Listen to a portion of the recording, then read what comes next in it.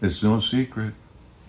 Today we're going to do Dizzy Diamonds. These are jazz records that are must-haves in Dizzy's mind. And I fooled him again. I messed up his mind completely.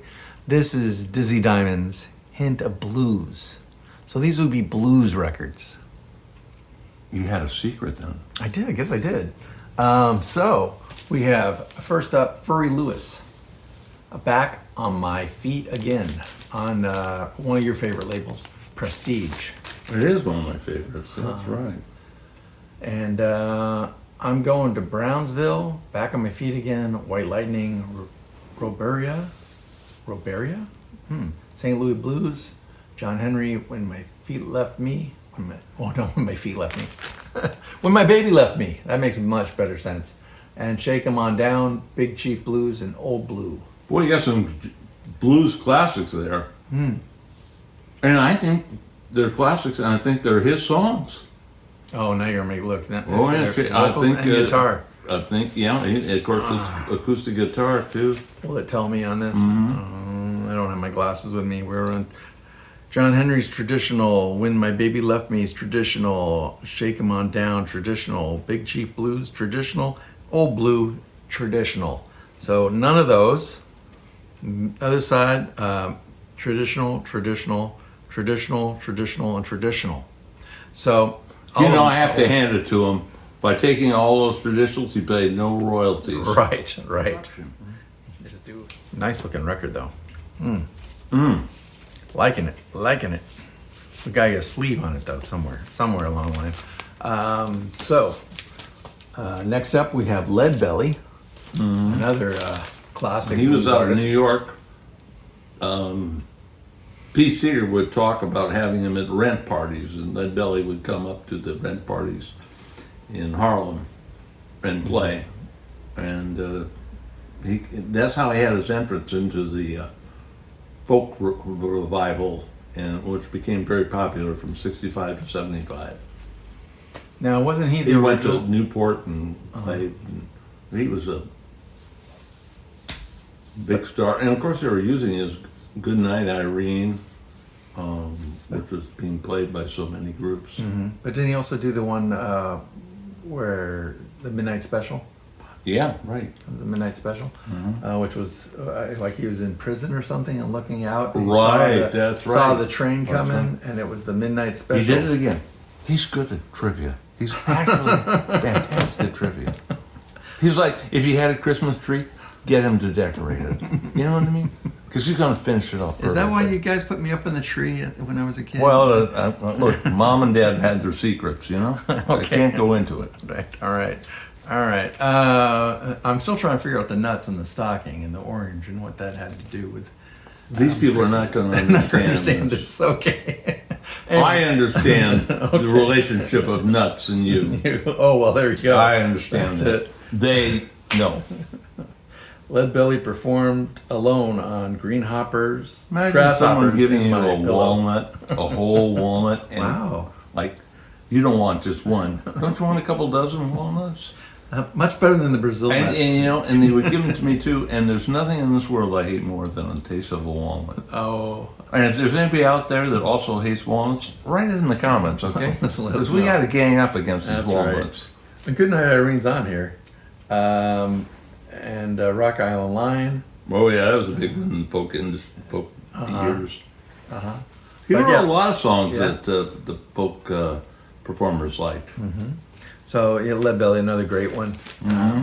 Next up, we have Joe Eli.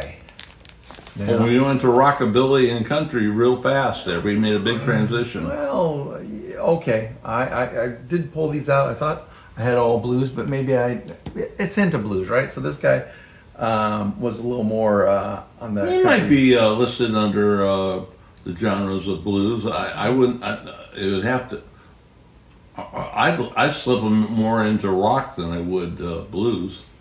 I remember him coming to Bumbershoot, but I don't know if I caught his act. I don't think I did. Well, what are some of these titles? Musta Nota Gata Lotta. Musta Nota Gata Lotta. Dallas, Wishing for You, Hold On, Rock Me My Baby, I keep getting paid the same. Good rockin' tonight. Hard living. Roadhog. Damn of my heart and bet me. He I'm not definitely so was. Eli. Eli. He was yeah. never really a big name. No, and Ponty Bone was on accordion, so he had an accordion in his band, and I'm Well, that could put him down in New Orleans yeah, with an I think it might be accordion. almost kind of cowpunkish maybe, but anyway, that's Cow what. punkish. Well, Wow, there's a new one for well, cowpunk, is was something they had in the '80s, and this guy's definitely an '80s artist, and they had a lot of bands that were mixing rock and country together and coming up with a different sound. Anyway, we'll talk about that at some other point. But what do we got next? Asleep at the Wheel. you. Asleep Ray at the Wheel. Benson's group. I was just listening to an interview with Ray Benson with Clint Black today. And the group has gone through 100 musicians. Wow. Yeah. Well, And they're always kind of a big band. yeah. I wouldn't go too big. No. They looks like 1, 6. 2, 3, 4, 5, 6, 7, 8. 8 players. So on this record, but at different records, they've got a few. Well, others. he went back to Bob Wills, and he made records using the Bob Wills repertoire. And a lot of these records, he puts Bob Wills' name right on the front cover. Oh. Okay. And so he was. It's amazing that he had so much popularity because he was at a time when country western music was being de-emphasized by Nashville and the record industry. Here he was going back to records and music from the 40s. And he was also inspired by Merle Haggard, Buck Owens, Sure. and those. Who wrote the Smoke That Cigarette? What's that? Anyway, I don't- that's another I one. could- I think that's they another covered. one you guys can I look think up for I us. think they cover that one too. They do cover that. Oh, Oh, okay. definitely. But Okay. they were also Route 66. Uh-huh. And I love the song. You're going to have to forgive me, everybody out there.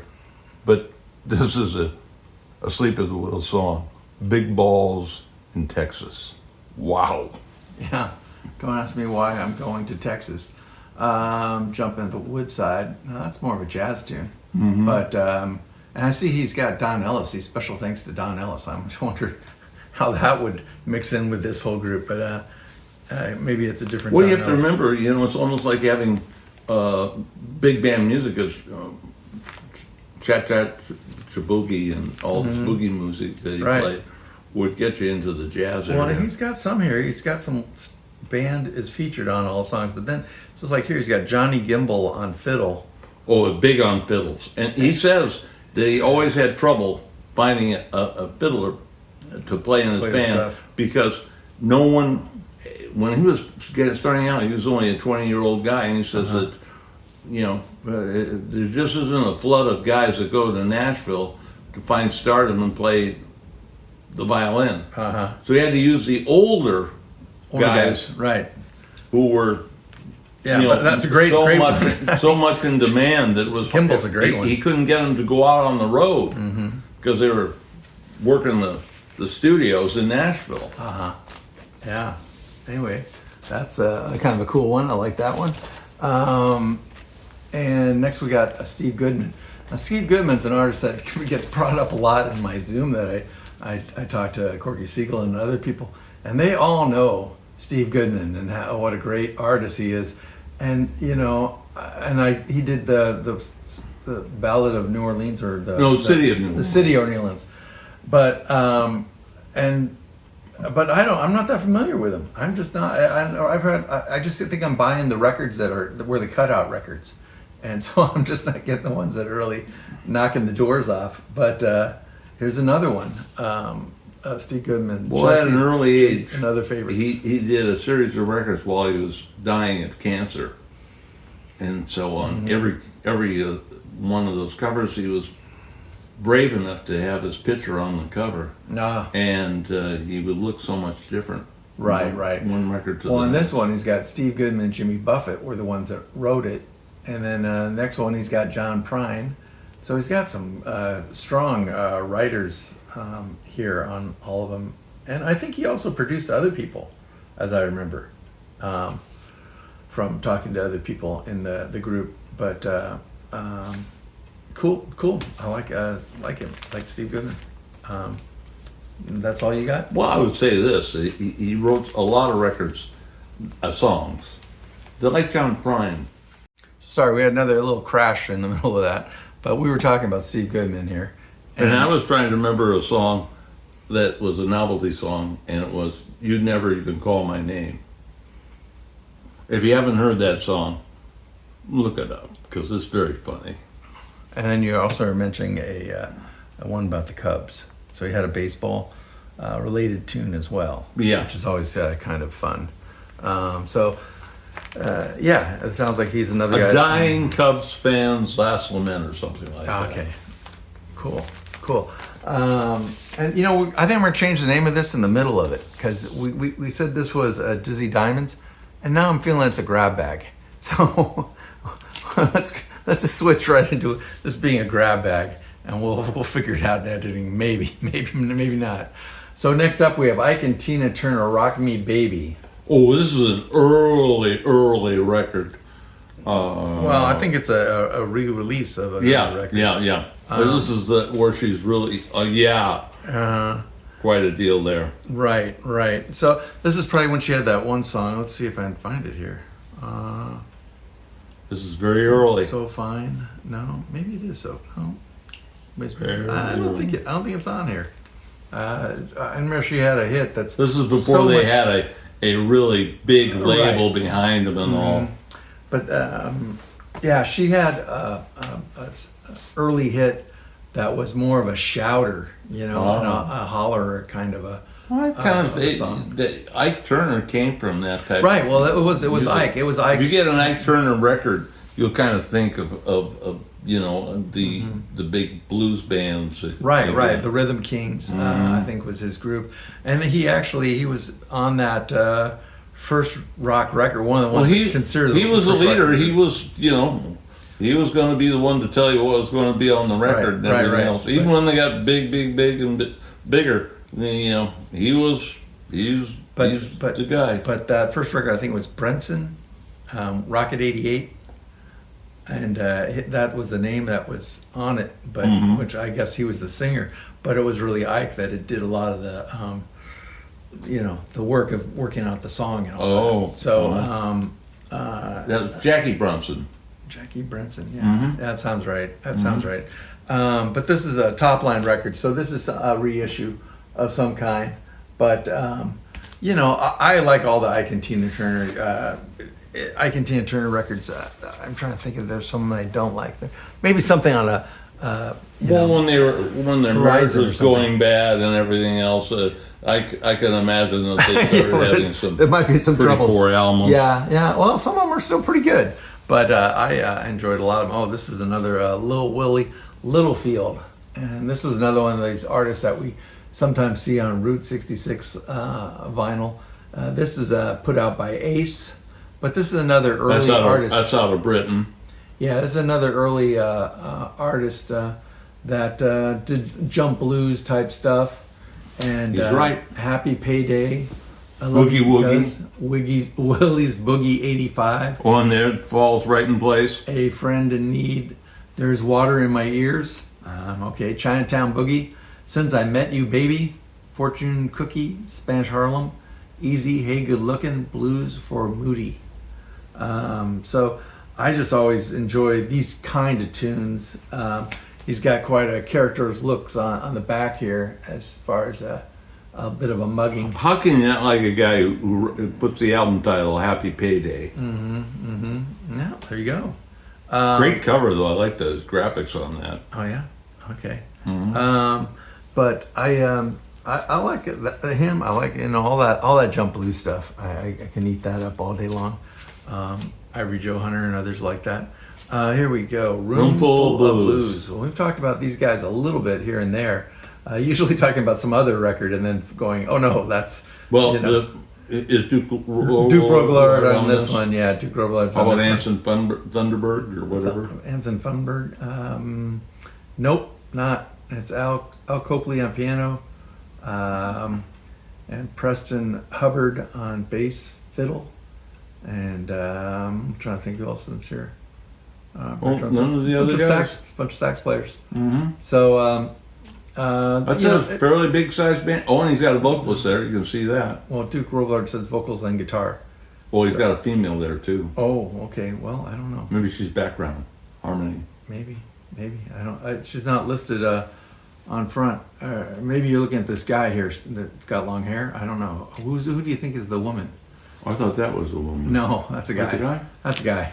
Yeah. Women? Yeah. No, he's one of the sax players. So there's a Roomful of Blues, and Is that Doc Thomas there? No, Who's in the wheelchair? I don't know. I don't know that well, and it might. I don't know. I don't know.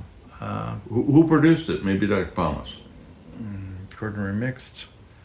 Recording engineer Vinny Gary. No. Produced by Joel Dorn and Doc Thomas. There it For is. the So that's a Masked- picture of Doc Thomas. I And thought the so. masked something. Okay. So Doc Thomas was in a wheelchair at that point. Yeah. I see. Yeah, and he's not pictured in this shot of the band, but on the back he's in the wheelchair. It's Doc Thomas. So that's interesting. Good way to pull that out. You know, you're always giving me credit. Hey, that's pretty cool to find that little bit of trivia. And on that's the end of that Hey. grab bag. I'm ending it on a high note. Yeah, there you go. Way to go out. I like that. Okay, so Champ out. Dizzy out. But again, to all our faithful listeners, Richard White, Gunnar Wiskoff, and the many hundreds of fans across Europe and the United States. And China. Don't forget China. It's a big Oh, country. the South, you know? big in, Sure, they're big in watching Asia. deeply. Big in Yeah, Asia. oh my gosh. Oh, yeah. All right. Have a groovy kind of day, and we'll talk to you later. Bye now.